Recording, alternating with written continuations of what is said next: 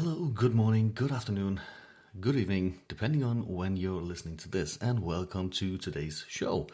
Now, the question is, how can we add, share, create, have, hold, and enjoy more positivity in life? That's what I'm going to cover today. I'm your host, my name is Flemming Schmidt, and welcome to the Positive Outcome Show. Now, before I dive into today's topic, let me just share a few words about me, so that you know where I'm coming from, and if you are a first-time listener, welcome to the show. I appreciate that you are here, and well, let me just introduce myself. My name is Flemming Schmidt. As I said, I'm a proud dad. I'm a life coach, and my journey of looking in and my transformational progress started almost 10 years ago when I went through a divorce, and that left me on rock bottom. I had the hardest time getting back up on my feet again, and life treated me unfairly, or so I thought. And if you find yourself in life where it's difficult, it's hard, or that life throws you a curveball every now and then, and you don't know exactly where to start to kind of get over this podcast might serve you on your journey. What I'm sharing here are my own personal discoveries and findings on what worked for me and definitely what didn't work for me. So I hope this will serve you on your journey. Now, what I want to share today is a bit about the past. See, we should never dwell in the past, and we should definitely not let it define our future or dictate where we should go or how we should react. I think I mentioned about these things, I touched a bit about it yesterday when I talked aloud about baggage and how you can use your baggage as a roadmap. Now, if you're a first-time listener, let me recap that.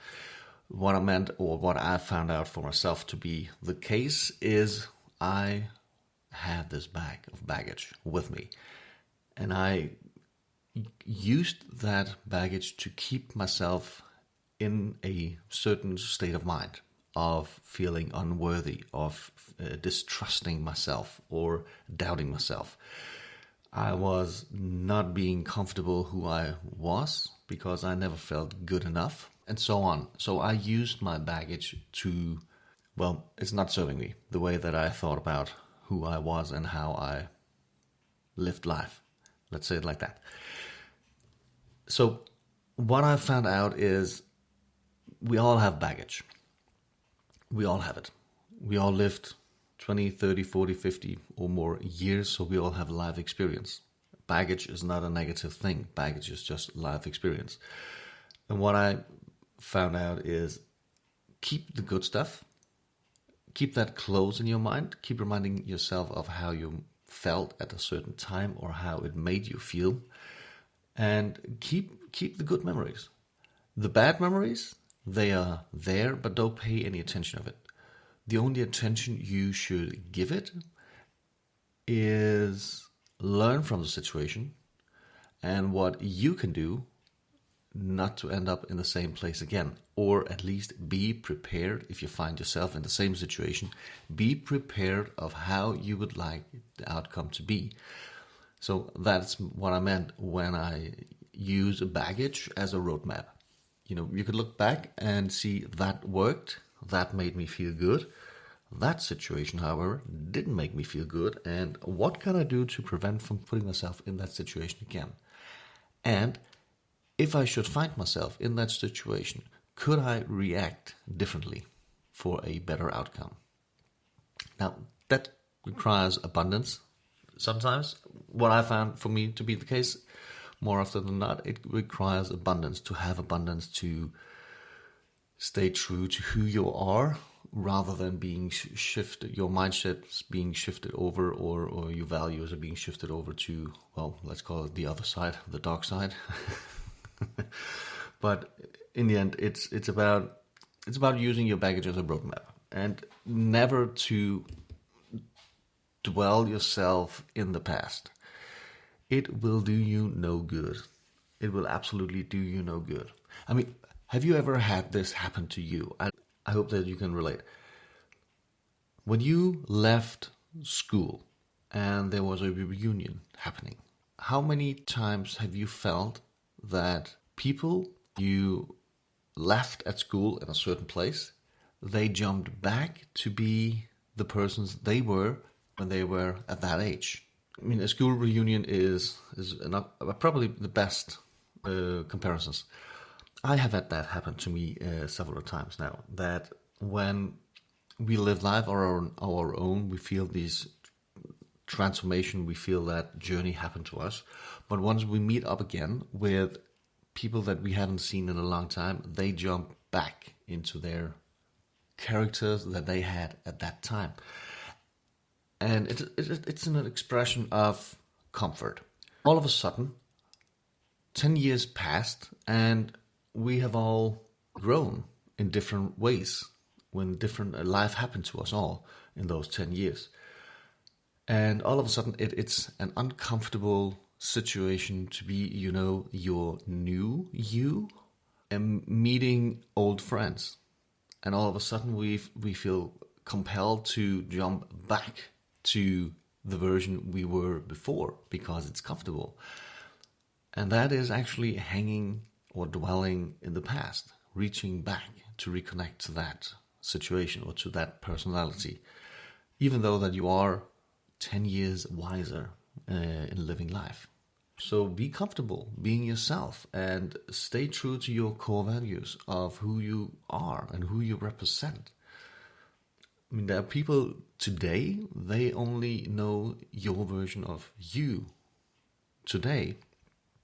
But you've met people 10 or 15 years ago that they met a version of you that's 10 or 15 years older. The older version of you. This happens actually also with family, with siblings.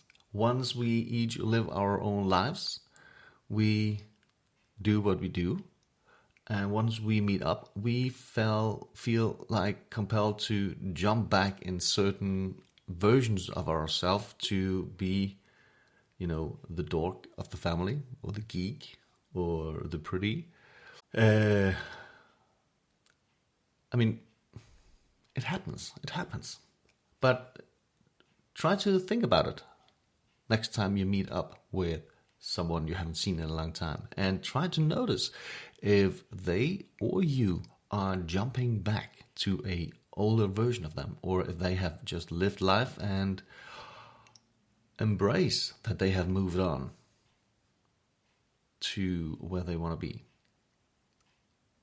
Now, my discovery was that I found myself getting stuck in the past and not being present and not being able to find a path that would give me sense, purpose, or meaning.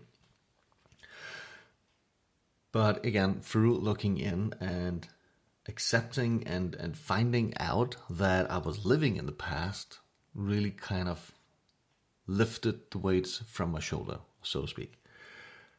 I felt more free. I felt more light. I felt happier that I did not have to follow the path of the past. I dictate my own path. I walk my own way. I point in the direction that I want to go because it feels right, not because someone else told me to go that way. That for me is true freedom, to be able to walk your own path because you desire to walk it that way. And heck, if I want to go backwards in some places, I'll do that. It's still momentum. It's still movement. It's still creating an effect. So it's up to me to make the right decisions to go on the right path. But it has to feel right for me. And it's not something that it's logical thinking in the mind that I'm talking about. But when it feels right, it comes from the heart and goes on from there. Right. That's it for me today. So the big lesson: never get stuck in the past. Don't let it dictate you where you should go and how you should feel. And definitely use it as a roadmap of the good things, keep that in mind. Of the bad things, have it as a roadmap to say, okay, I've been there. What can I do differently next time I face that situation? And how can I handle it better to get a different outcome? That would be the biggest aha moment. So, thank you for listening. Thank you for taking some time out of your busy schedule just to listen to me. And today, I think it's the episode 81. Wow. Time flies by fast. All right. Thank you for listening. Take care, live positively, and enjoy life.